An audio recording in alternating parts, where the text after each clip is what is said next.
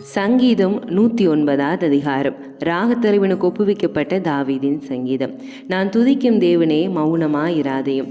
துன்மார்க்கனுடைய வாயும் கபட்டு வாயும் எனக்கு விரோதமாய் திறந்திருக்கிறது. கள்ள நாவினால் என்னோட பேசுகிறார்கள்.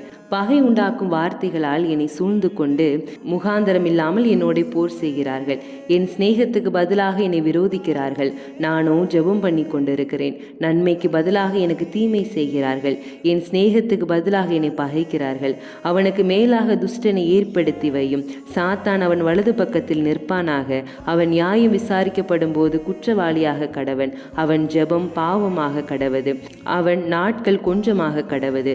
அவன் உத்தியோகத்தை வேறு ஒருவன் பெற கடவன். அவன் பிள்ளைகள் திக்கற்றவர்களும் அவன் மனைவி விதவையுமாக கடவர்கள். அவன் பிள்ளைகள் அலைந்து திரிந்து பிச்சை எடுத்து தங்கள் பாலான வீடுகளிலிருந்து இறந்துண்ண கடவர்கள். கடன் கொடுத்தவன் அவனுக்கு உள்ளது எல்லாவற்றையும் அபகரித்துக் கொள்வானாக. அவன் பிரயாசத்தின் பலனை அந்நியன் பறித்து கொள்ள கடவன். அவனுக்கு ஒருவனும் இரக்கம் காண்பியாமலும் அவனுடைய திக்கற்ற பிள்ளைகளுக்கு தயவு செய்யாமலும் போவார்களாக. அவன் சந்ததியார் நிர்மூலமாக கடவர்கள். 2ஆம் தலைமுறையில் அவர்கள் பேர் அற்று போவதாக. அவன் பிதாக்களின் அக்கிரமம் அவர்களுக்கு முன்பாக நினைக்கப்பட கடவது. அவன் தாயின் பாவம் நீங்காமல் இருப்பதாக. அவைகள் நித்தமும் கர்த்தருக்கு முன்பாக இருக்க கடவது. அவர்கள் பேர் பூமியில் இராமல் நிர்மூலமாவதாக. அவன் தயை செய்ய நினையாமல் சிறுமையும் எளிமையுமானவனை துன்பப்படுத்தி மனமுறிவுள்ளவனை கொலை செய்யும்படி தேடினானே.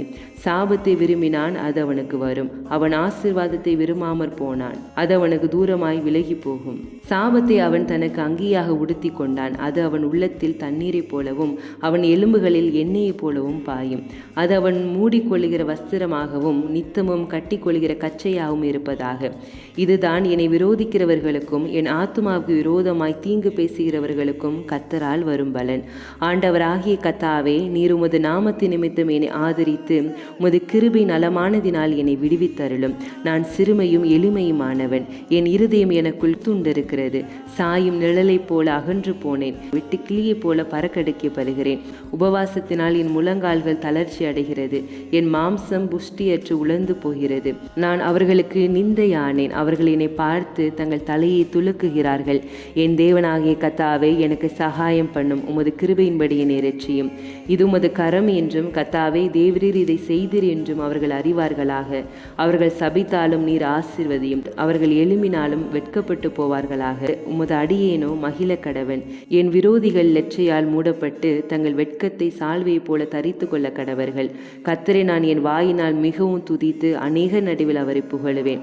ஆக்கினைக்குள்ளாக தீர்க்கிறவர்கள் நின்று எளியனுடைய ஆத்துமாவை ரட்சிக்கும்படி அவர் அவன் வலது பாரிசத்தில் நிற்பார். வாருமே வல்லமை தாருமே